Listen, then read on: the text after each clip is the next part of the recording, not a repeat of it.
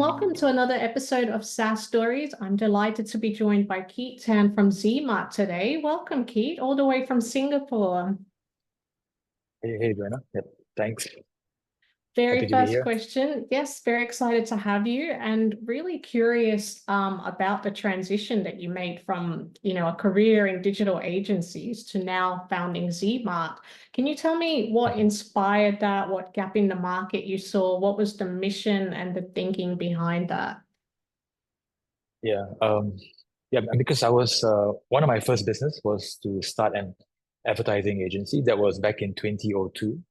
So we were very lucky. That was really during the whole dot-com era, and then the whole rise of digital.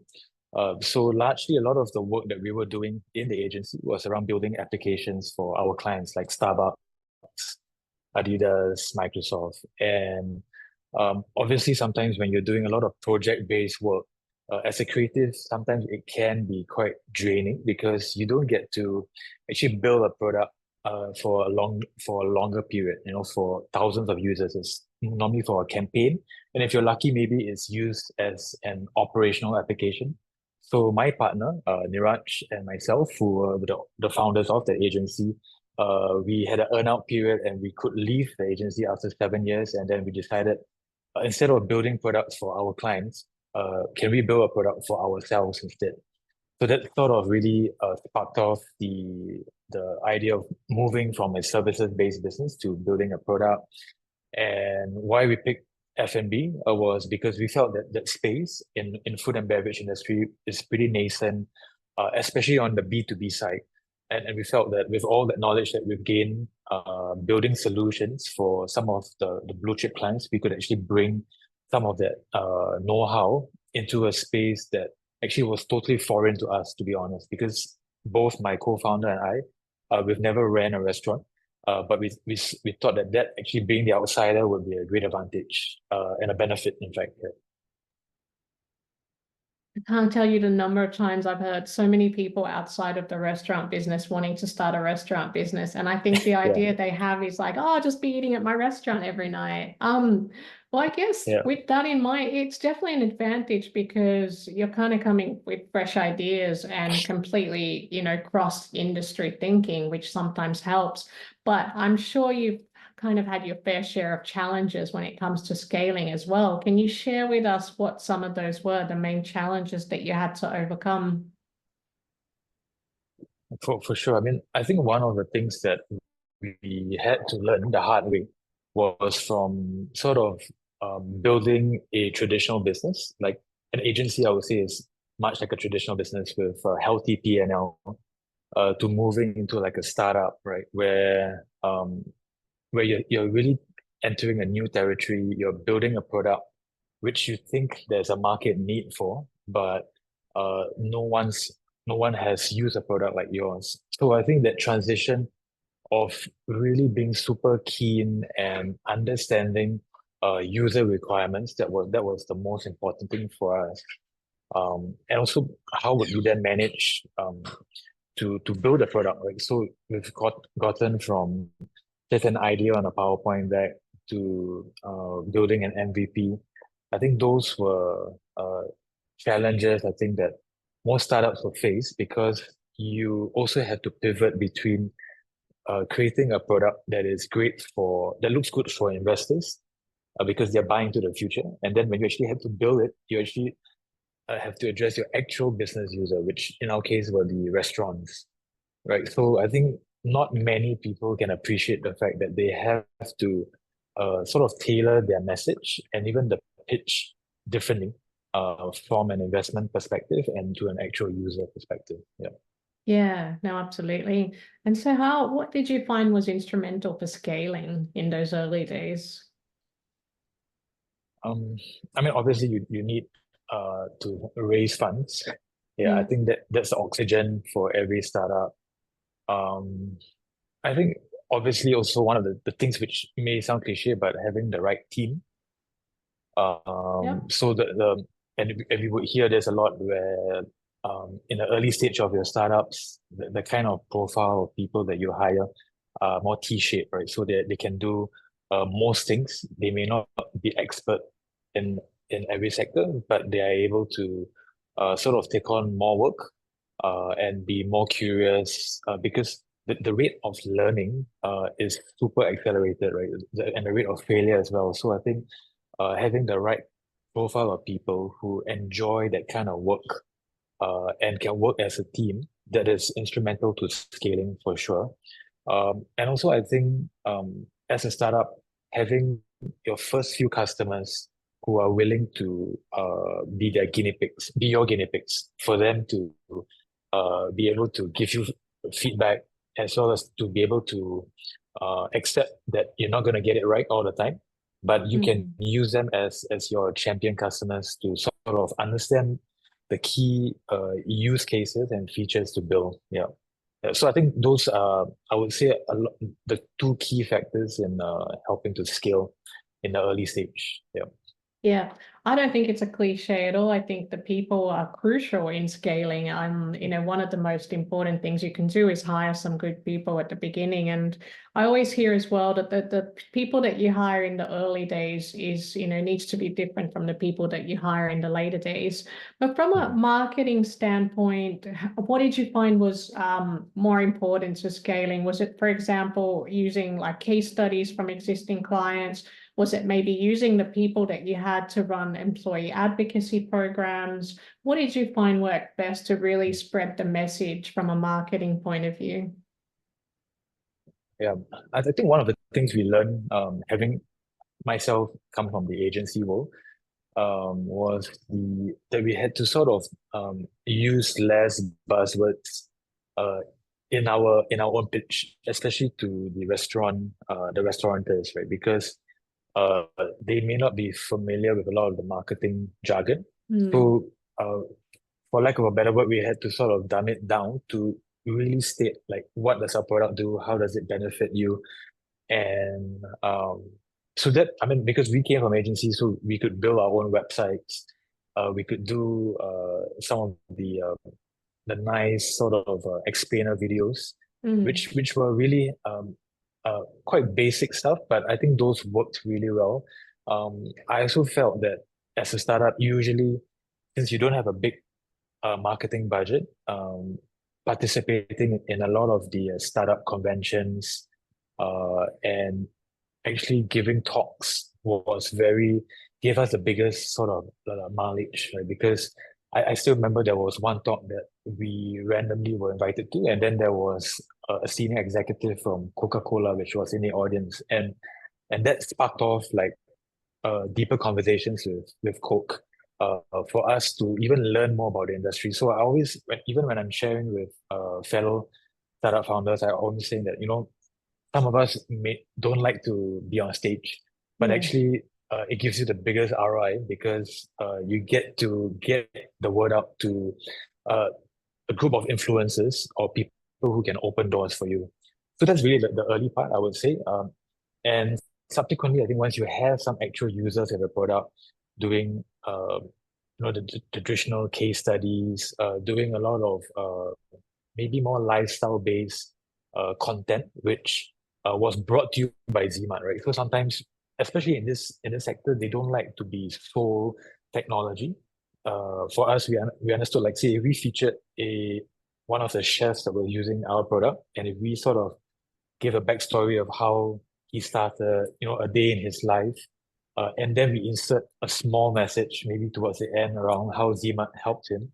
That was Hmm. actually very more powerful because he would then share it across his network, and people who looked up to him would also we sort of have the rub-off effect of okay, he's using our product, it must be good then. Yeah. So a lot of word of mouth, a lot of very social proof kind of worked, kind of material worked for us. Yeah. Yeah. Amazing. So I think, yeah, definitely, I agree with that. I think thought leadership, the more you can get your message out there, the better. So speaking at conventions, maybe putting out content. I'm glad you mentioned video. I keep saying video is kind of crucial and dumb it down. I like to use the keep it simple principle, the KISS principle, which is, and Yeah. I agree with SaaS and software. I think clearer you keep it, the better the message comes across Mm. and the more interest you get. I think a lot of companies are a little bit guilty of maybe complicating it and you're right, like all the buzzwords and making it overly complicated. So people feel like, I don't know how to use that. I don't know what Yeah. problems it's solving. So definitely clarity is important.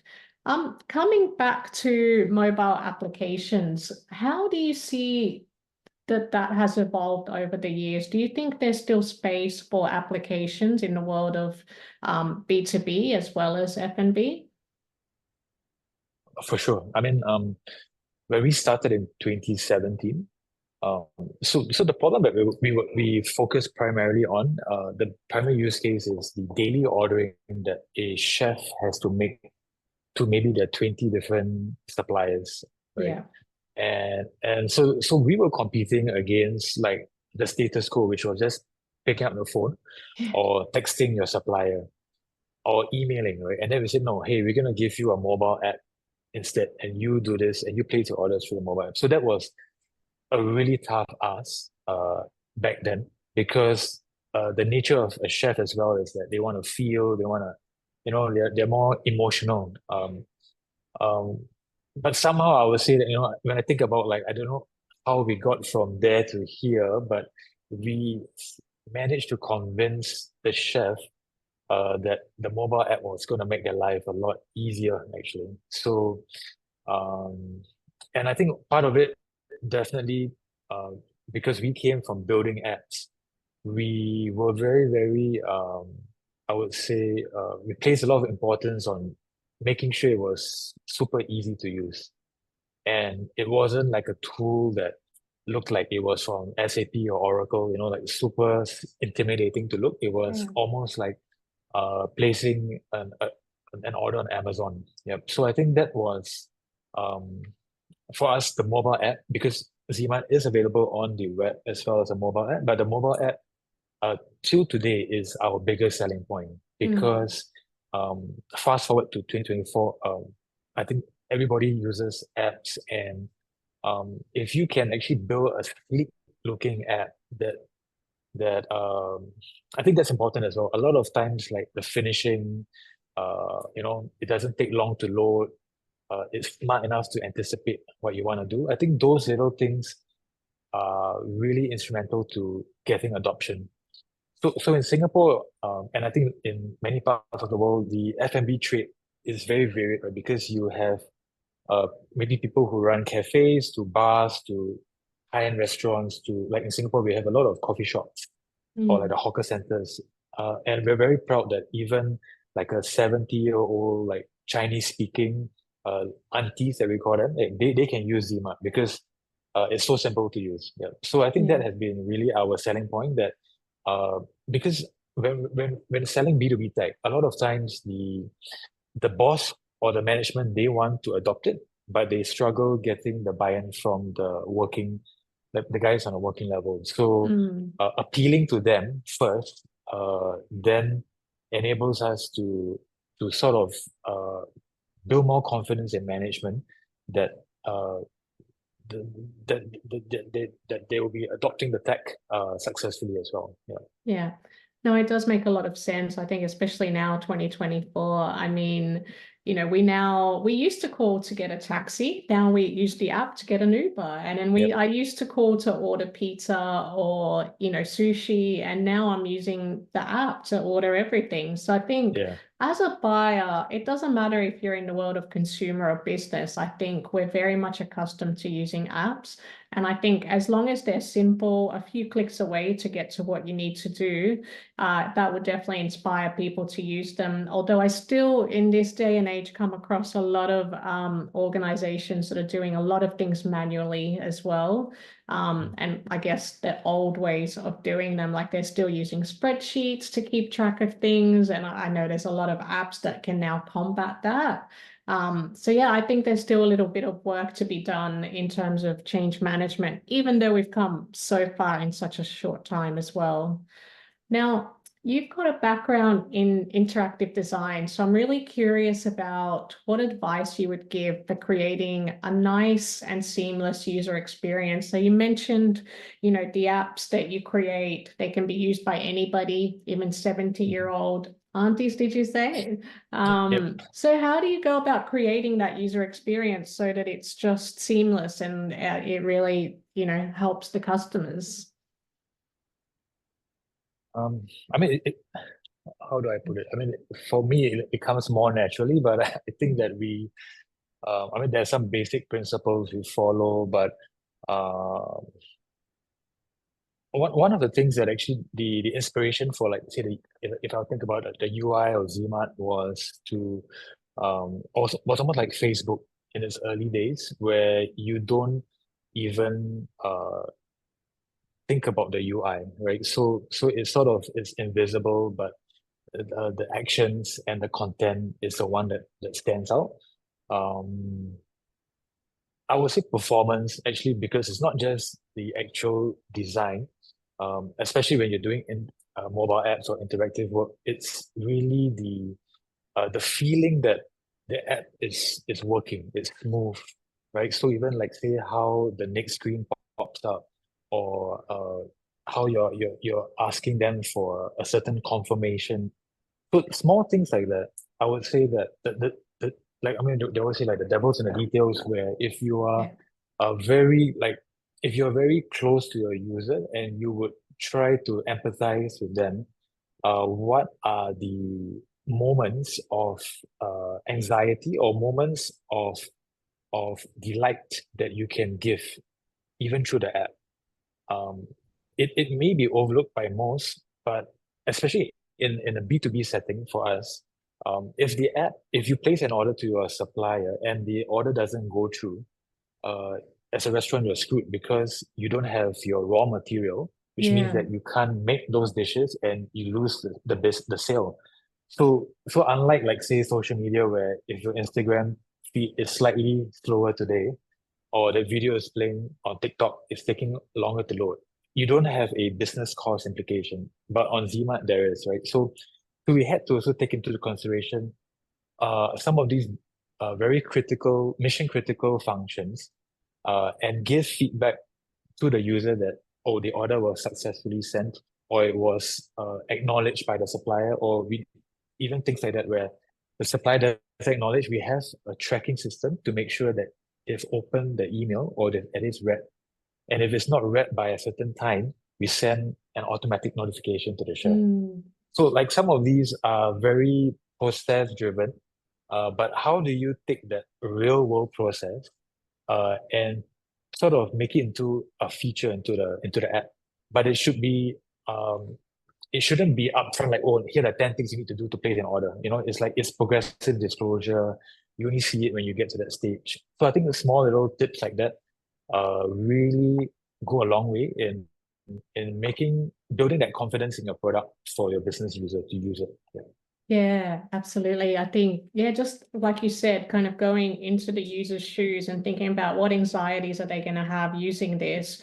And I Yeah. think definitely, ordering from suppliers, you definitely want to know that this is confirmed 100% and you will receive the order. Yeah. When you said that, I thought of like the blue ticks that you get on WhatsApp messages to know that the other person has read Exactly. it. And you're like, I know you've read Yeah. it. So Yeah. you kind Yeah. of So have that was that that. relief. Yeah. Yeah. Yeah. So we sort of have a similar-ish kind of design language as well, to indicate different stages of the order. Yeah. Yeah. No, that's brilliant. I think, yeah, as much as you can understand your users, then the better the product you create. Yeah. Coming back to creativity as well. So I know obviously keep it simple, get into your buyer's shoes, think about what anxieties they have that you can solve. But I guess when you're promoting it, what role do you think creativity plays in product and also in marketing? What advice would you have for B2B marketers looking to inject more creativity in their products? Yep. Um, so as a creative person, you would naturally always want to stand out, right? Mhm. So like, back in advertising days, where the brief was always, how do you create an impression, or how do you deliver something that is memorable. That's from like a marketing communications. But when you're building a product, that may not always be your objective, right? Because like you said earlier, we want it to be easy to use, non-intimidating. So it's slightly different objectives. But having said that, I think even as you're building tech or B2B, a lot of people fall into the trap of looking like the rest, right? So I mean, if you look at some of the styles, there was a style, an era where a lot of like say hand-drawn illustrations was used to describe products to make it more human. And Mm. then sometimes you go like Apple way where it's all about shiny, it's all about very minimalist look, even in terms of your brand communications. For us, we found that we always wanted to make people feel that ZeeMart was built for them, like for you as a chef, for you as a restaurant manager, which not a lot of software is positioned that way. Like say, because if we're competing with the bigger boys who like your SAPs or your Microsoft, generally Mhm. all their communications portray themselves as a tech company. But we didn't want to portray as ourselves a tech company. So it was a lot around just making sure even in the copy that we use, the images that we use, some of the little design elements that were more inspired by restaurants. I think those go a really long way in creating that first impression when they land, say, on your website, or even when they are viewing a social media post. The most important thing that I always say is that how do we connect with the audience to make them feel that this is a product for me? It's Mm. not another tech product which I need to download a manual, go for training and how to use it. In fact, it should be it's used by thousands. It's built specifically built for me as a chef. I Yeah. think those were kind of like the emotional payoffs that we wanted to get when someone sees any communication from us, piece of communication from ZeeMart. Yeah, yeah. Just so like at first glance, it resonates with them, in their Yeah, industry, in their tone of voice, in their language. yeah, Again, avoiding the buzzwords, the jargon, all that kind of stuff, which is where I see a lot of SaaS companies going wrong. So again, mm, coming back to just keeping it simple and clarifying it and resonating with your yeah, buyer. I suppose, yeah. Like yeah, like most SaaS companies will say like, oh, like you never, this thing has, a new evolution has arrived, or like, procurement, like say in our world would be like a new generational way to place orders. But like it's so buzzwordy, like to the chef, like I don't need a new way or a new technology. I just need to know, what problem are you gonna solve for me? yeah. Yeah, yeah, Yeah, I love that. I love that. And everyone's using AI these days. So you get all these buzzwords like unlock and empower, and it's just yeah, yeah, yeah, I think bringing it back to the way your customers think and talk and understand, I think is crucial. What other advice would you have for SaaS founders looking to really just stand out in a crowded marketplace? I think it's fair to say, in this day and age, it is quite a crowded marketplace. Everyone's got mm, competitors. It's very hard to kind of get your message through. So what would be some of the ways ZeeMart stands out and some of the ways you can recommend yep. others to? I mean, it's not sexy, but I would say one of the biggest problems that startups face is that after you build a product, you get a handful of clients. Is how do you sort of be efficient in closing the sales, right? So like sort of distributing your product. So for ZeeMart, it's around like finding the right partners that Mm. can distribute it and um, also understanding your industry. If again back to ZeeMart, for us, we are targeting restaurants. These are small to medium businesses. These are businesses that may not spend a lot of time on LinkedIn. So for sure, like um, LinkedIn works well for us to get attention of investors, but Mm. not great for our actual customers. So for us, finding the right partners that well, perhaps distributing certain services or software to the similar audience. So like in our case was like say if you were selling point of sale machines, or if you were doing selling customer loyalty, could we partner with these guys to also market ZeeMart? So that's maybe more from a very tactical level. I would say from maybe from a strategic level, for sure, being a podcast like this, really helps to spread the word. And um, trying to get maybe some free press as well from your local newspapers that are targeting certain industries, Mhm. or even maybe sometimes publishing certain industry research.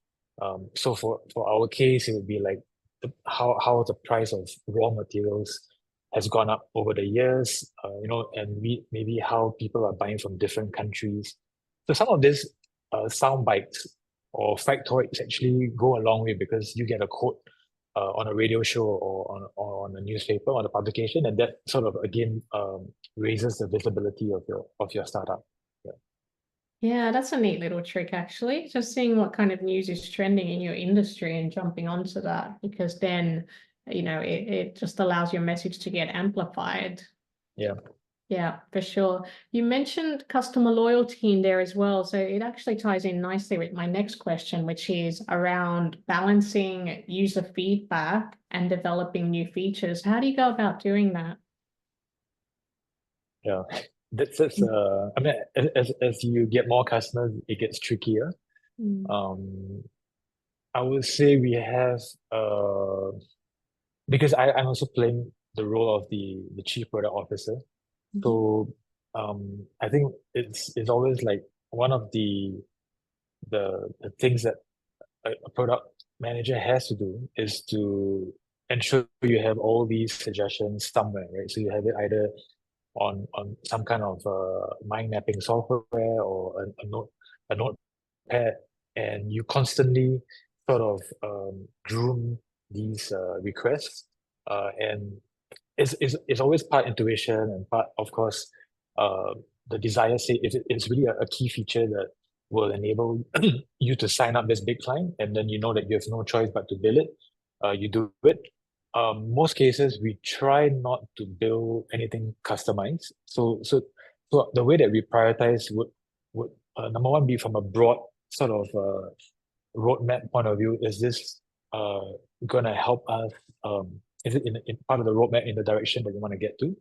Um, and the other one would be, is this something that uh, all our other customers can benefit as well? So that's how we um, sort of make those decisions. I would say that a lot of times, truly, the product lead is just a lot of the inspiration comes from our customers, to be honest, because Mm. we when they use the product, when they use a new feature, and normally the new feature gives birth to another new use case, right? So actually that's the part that gets the team excited as well, because for us the satisfaction is that we built something that maybe shaves off 5 minutes per day, or gives you a slight bump in your profitability. So those are the little things that we also look out for, like what is the impact that we can create for the business of our customer, and that obviously ranks high as well on deciding what features that we want to Yeah. build. Yeah, Yeah, for sure. I think it's a good problem to have if a lot of customers are telling you what they want and yeah, what to improve and what features to add. I think the biggest problem is when they're just completely quiet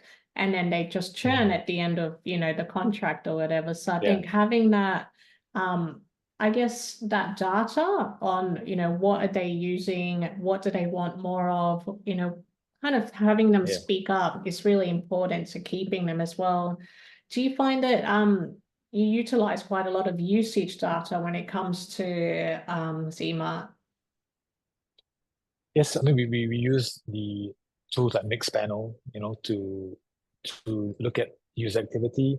Um, a lot of I mean, for me, I like to crawl our intercom chat as well Yeah. from our customer support. Yeah, because then we get that's our best sort of way to get a feel of what customers like or what's frustrating our customers. Yeah. Um, yeah, and also because I'm also like the co-founder, right? So I do a lot of business development myself. So I'm still very much in touch with when we go for pitching for new customers. So I think that's really, um, I think as a product person, you have different channels to sort of analyze and to have and keep yourself updated uh to the signal and the noise around your product and your customers. Yeah. Yeah. Yeah, it's nice kind of wearing multiple hats. I always, you know, as many people as we hire into business, I always try and go into the trenches every now and then just to Yeah. really get that feedback from customers and also just kind of be sharp on the tools because I think Yes. that's Yeah. pretty crucial. Um, my last question for the day is something I love to end on a positive note. So my question for you is, what do you look forward to in the future? Um, I might give the obvious answer, which is AI, but I mean, I think like we've seen it, especially in the last 2 weeks, a lot of incredible features and use cases that AI can do. Um, and it's really remarkable. I mean, we're definitely going to be using a lot of these to enhance our features as well as to do things more efficiently. So I think that's something that I think being a software business, that's probably the biggest thing that we're excited about. I'm also excited actually from us, like because recently we were also acquired as part of into a larger group. So actually entering newer markets. Yeah. So right now we're in Singapore, Malaysia, and Indonesia. So I think getting into new markets, sort of trying to localize our product, Mm. and again, getting new users. I think those are the things that sort of I'm excited about to see how can ZeeMart scale across different markets. Yeah. Yeah, for sure. I mean, Australia definitely needs you. We have so many restaurants and cafes popping up here every single day. So I'm sure they could use a product like this. Yeah. But thank you so much, Keith. It was a pleasure having you on the show today. Thank you very much. Thank you, Anna. Yeah. Nice speaking to you.